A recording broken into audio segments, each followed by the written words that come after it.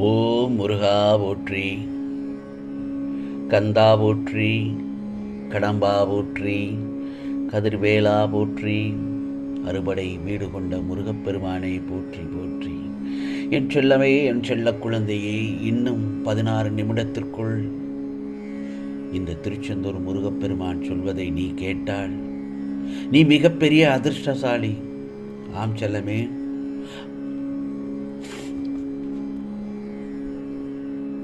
உன்னை தேடி அடுத்தடுத்து பல அதிர்ஷ்டங்கள் வந்து கொண்டே இருக்கும். ஆம், இது முருகனின் அருள்வாக்கு. இதோ உன் இல்லம் நோக்கித்தான் இந்த முருகப்பெருமான் வந்து கொண்டிருக்கின்றேன். என்னை வரவேற்க தயாராக இரு. முருகா, எப்படியெல்லாம் இந்த ஒரு காரியத்தை நான் நடத்தப் போகிறேன் என்று கண்ணீர் மல்க என் பாதத்தில் விழுந்து அழுது கொண்டே இருந்தாய். அதற்காகத்தான் உன் இல்லம் தேடி உன் காரியங்களை நிறைவேற்ற இதோ நான் உன்னிடத்தில் வந்திருக்கிறேன். ஆனால் காத்திருக்க வேண்டும், சற்று பொறுமையாக இருக்க வேண்டும். நான் இருக்கும்போது நீ ஏன் கண் கலங்குகிறாய்? உன் காரியத்தை நல்லபடியாக முடித்துத் தரப்போகிறேன். உனக்கு வேண்டியதை எல்லாம் தந்து உன்னை வழி நடத்தச் செல்ல நான் இருக்கின்றேன். கவலைப்படாதே. உன்னை எந்த ஒரு கஷ்டமான சூழலிலும் உன்னை கைவிட மாட்டேன். நான் இருக்கிறேன்.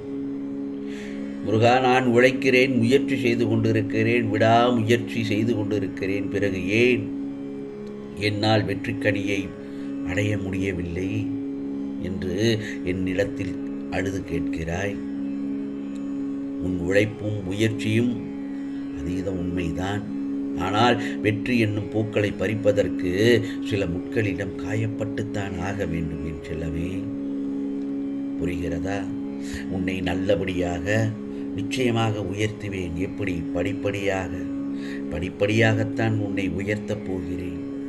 அந்த சமயத்தில் உன் கை மீண்டும் ஓங்கத்தான் போகிறது. உன்னுடைய ஆசைகள் நிறைவேறத்தான் போகிறது. உன் எண்ணங்கள் அனைத்தும் மீண்டும் ஒவ்வொன்றாக நிறைவேற்றி தரத்தான் போகிறேன் இந்த முருகப்பெருமான். உன் வாழ்க்கை பிறகுபார் நல்லதொரு வளமாகும். இந்த உலகமே ஒரு மாயைதான்.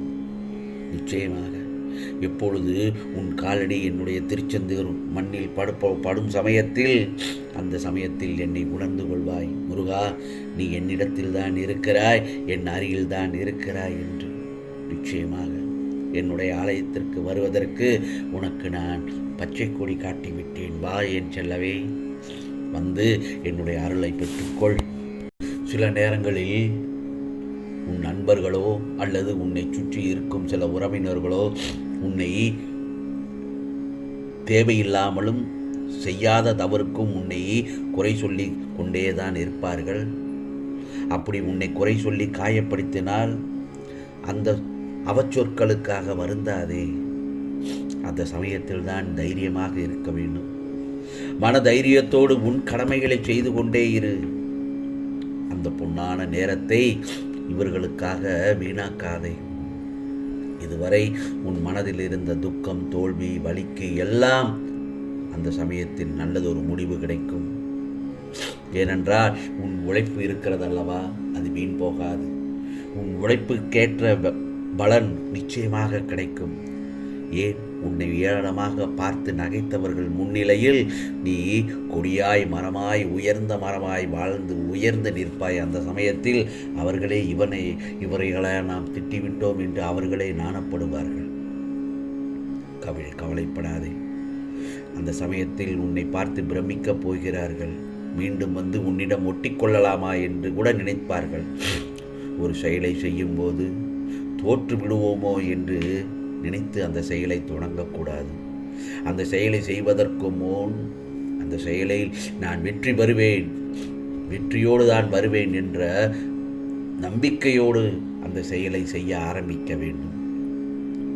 நான் அதற்காகத்தான் சொல்கிறேன், உன்னை நீயே நம்பிக்கொள். உன்னை நீ நம்பாமல் போனால் உன்னால் எந்த ஒரு காரியத்தையும் வெற்றியாக செய்ய முடியாது. தோல்வி வந்தால் அனுபவம், வெற்றி பெற்றால் அதை பெரிதாக எண்ணக்கூடாது. ஏனென்றால் கர்வம் வந்துவிடும்.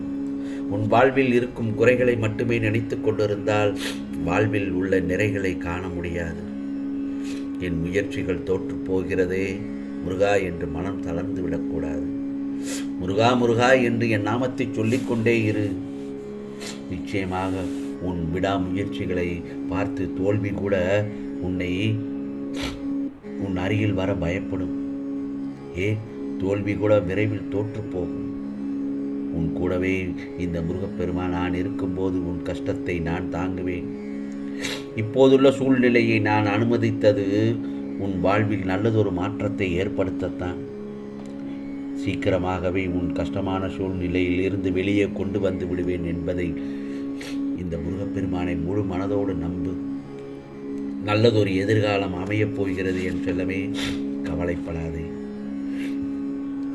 முருகா முருகா என்று நீ என்மேல் வைத்த நம்பிக்கையின் பலனாகத்தான் இதோ நீ கேட்ட கோரிக்கைகளை எல்லாம் ஒவ்வொன்றாக நிறைவேற்றி தரப்போகிறேன். விரைவில் உன் இல்லத்தில் சுப நிகழ்ச்சி நடக்கப் போகிறது. நீ விரும்பிய வேலை கிடைக்கப் போகிறது. ஆனால் சற்று பொறுமையாக இருக்க வேண்டும். வாழையடி வாழை போல் குளம் தலை தோங்கச் செய்வேன். உனக்கான நல்லதொரு விடியல் காலம் பிறந்து விட்டது. நீ நினைத்ததெல்லாம் நிச்சயமாக நடக்கும். நம்பிக்கையோடு காத்திரு. உன் உடல்நிலை சீராக இருக்கும். எதற்கும் பயப்பட தேவையில்லை. ஆம் செல்லமே, உனக்கு எதுவும் இல்லை என்றுதான் எல்லோரும் சொல்லுவார்கள். தைரியமாக இரு. என்னை மீறி எதுவும் நடக்காது. உனக்குள்ளேயே நீ தேவையில்லாமல் வருத்தி கொள்ள வேண்டாம். உன்னை கீழே விழ வைக்க 1000 உறவுகள் இருக்கலாம். ஆனால் உன்னை தூக்கி நிறுத்த இந்த முருகப்பெருமான் ஒருவன் மட்டும்தான் உனக்காக இருக்கிறேன் என்பதை முழு மனதோடு நம்பிக்கையோடு உன் வாழ்க்கையை கடந்து செல். கஷ்டத்தின் பிடியிலிருந்து யாரும் தப்ப முடியாது. ஒரு செயலை செய்தால் அன்றே செய்து முடித்திடு. முருகா முருகா என்று என்னை கூறிக்கொண்டே இருந்தால் நீ காப்பாற்றப்படுவது உறுதி. ஆகவே இதற்கு மேல் வரக்கூடிய நாட்கள் அனைத்தும் உனக்கான தேவைகளை நான் நிறைவேற்றி தரும் நாட்களாகத்தான் இருக்கும். எப்பொழுது இந்த முருகப்பெருமான் சொல்வதை மனதார கேட்டாயோ, இன்னும் 16 நிமிடத்திற்குள் உனக்கான நல்லதொரு அதிர்ஷ்டமான செய்தியை உன் செவிகளில் கேட்பாய். அல்லது மின்னஞ்சல்கள் மூலமாக உன்னை வந்து சேரும். நீ எதிர்பார்த்த நல்லதொரு செய்தி நிச்சயமாக அப்படி உன் செவிகளில் உன் நல்லதொரு செய்திகளை கேட்டால் முருகா சரணம் முருகா சரணம் என்று 16 முறை பதிவு செய்துவிட்டு உன் கோரிக்கைகள் நிறைவேற்றியதற்கு முருகனுக்கு நன்றி சொல் என் செல்லவே. இது முருகனின் அருள்வாக்கு, சத்திய வாக்கு. உனக்கானதெல்லாம் நிச்சயமாக நல்லது நடக்கும். நல்லது மட்டுமே நடக்கும். அதுவும் நன்மையாகவே இருக்கும். ஓம் சரவண பவ. ஓம் சரவண பவ. ஓம் சரவண பவ.